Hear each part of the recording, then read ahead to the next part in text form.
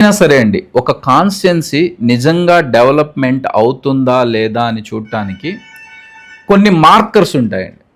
ఆ మార్కర్స్లో నేను చెప్పేటటువంటి ఏ మార్కర్ అయినా ఇక్కడ ఫుల్ఫిల్ ఉందేమో నాకు చూపించమనండి. Number 1, education system. ఒక ప్రాపర్ స్కూలింగ్ ఉందా, ఒక ప్రాపర్ కాలేజ్ ఉందా, ఒక ప్రాపర్ ఇంజనీరింగ్ కాలేజ్ ఉందా, ఏదైనా ఈ ఏరియాలో ఉందా, ఈ కాన్స్టిట్యున్సీలో ఉందా, ఒక్కసారి మీరు ఆలోచించండి. అద్దంకిలో ఇంతవరకు ఎటువంటి డెవలప్మెంట్స్ అనేవి జరగలేదంటారు. Second thing, health sector. అద్దంకిలో ఒక 50 పడకల ఆసుపత్రి లేదు అంటే ఎంత సిగ్గుచేటో ఒక్కసారి మీరు ఆలోచించండి. కనీసం ఇక్కడ ఒక ఏరియా హాస్పిటల్ కూడా లేదు అంటే ఏ విధంగా గవర్నమెంట్లు పనిచేస్తున్నాయో మీరు ఆలోచించండి. 4 సార్లు గెలిచారు అంటున్నారు కదా, నాకు 4 సార్లు అక్కర్లా, ఒక్కసారి నాకు అవకాశం ఇవ్వండి. నేను ఎప్పుడు చెప్పినా ఇదే చెప్తానండి. నా కుటుంబ సభ్యులు ఎక్కడైతే ట్రీట్మెంట్ తీసుకుంటున్నారో అలాంటి చోట వాళ్ళు తీసుకునేలాగా చేసే బాధ్యత నేను తీసుకుంటాను. నా పిల్లలు ఏ ఎడ్యుకేషన్ అయితే అందుకుంటున్నారో అందరికి కూడా అదే ఎడ్యుకేషన్ అందేలాగా చేస్తాను అనేది నా బాధ్యత. డ్రింకింగ్ వాటర్ ఫెసిలిటీస్ లేదు, ఎటువంటి ఫ్యాక్టరీస్ కానీ ఎటువంటి సోర్సెస్, ఉద్యోగ అవకాశాలు లేవు, ఎక్కడ ఇంకా డెవలప్మెంట్.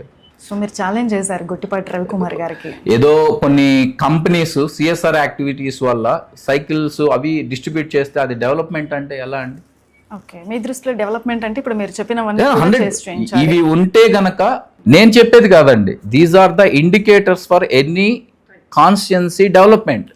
వీటిలో ఒక 8 to 9 ఫ్యాక్టర్స్ ఉన్నాయండి.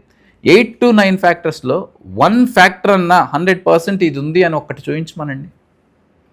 I will accept and I will say అపాలసీ.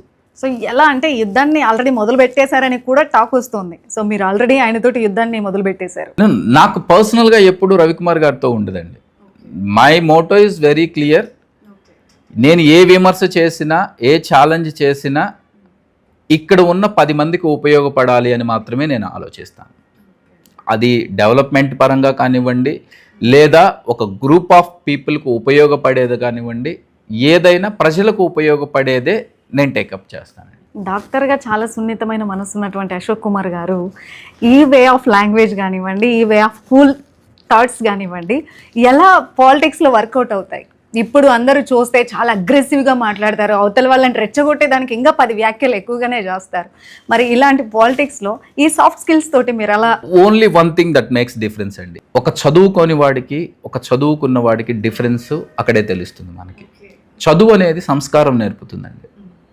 నేను చదువుకున్నాను కాబట్టి ఎదుటి వాళ్ళతో ఎవరితో ఎలా ప్రవర్తించాలి, మీరు అయ్యా అన్నారనుకోండి, నేను అమ్మ అంట, నువ్వు నా కొడక అంటే నేను నా కొడక అంట, నీ అమ్మ అంటే నీ అమ్మ అంట. అంటే the way how you respect me, నువ్వు ఎలా నన్ను పలకరిస్తే నా పలకరింపు కూడా అలానే ఉంటుంది అనేది 200%. క్లాస్ అయితే క్లాస్, మాస్ అయితే మాస్. సో ఏమాత్రం తగ్గరన్నమాట. తగ్గేది 2029 ఎలక్షన్స్లో ప్రజలకు మీరు చెప్పినటువంటి ఇప్పుడు ఏవైతే ఉన్నాయో, నా బిడ్డలు చదివిన చోటే మీరు చదవాలి, నా పేరెంట్స్ ఎక్కడైతే ట్రీట్మెంట్ తీసుకుంటున్నారో మీరు అదే చోటు ట్రీట్మెంట్ తీసుకునేలాగా నేను డెవలప్ చేస్తా అంటున్నారు. ప్రతి రాజకీయ నాయకులు కూడా అంటే కామన్గా చూస్తే పాలిటిక్స్ ఎలక్షన్స్ కంటే ముందు ఒక హామీ ఇస్తారు, ఎలక్షన్స్ తర్వాత ఇంకొకలా ఉంటారు. ఇప్పుడు మీరు చెప్పినవి రేపు 2029లో మీరు విన్ అయితే ఖచ్చితంగా మీరు ఇచ్చినటువంటి ప్రామిసెస్ మీద నిలబడతారా, స్టాండ్ తీసుకుంటారా? ఎవరైనా అండి, ఇప్పుడు చాలా మందిని చూసాంలే కాదు, చాలా మందిని చూశారు, చూస్తున్నారు కదండి. ఎలక్షన్స్కు ముందు ఇచ్చినటువంటి హామీల్లో ఏదో 1-2 మనం ఫుల్ఫిల్ చేయలేకపోతే ఎక్స్క్యూజెస్ అడగొచ్చండి. 1-2 చేసి మిగతా 8 చేయలేకపోతే మనం అన్ఫిట్ ఫర్ పాలిటిక్స్ అండి.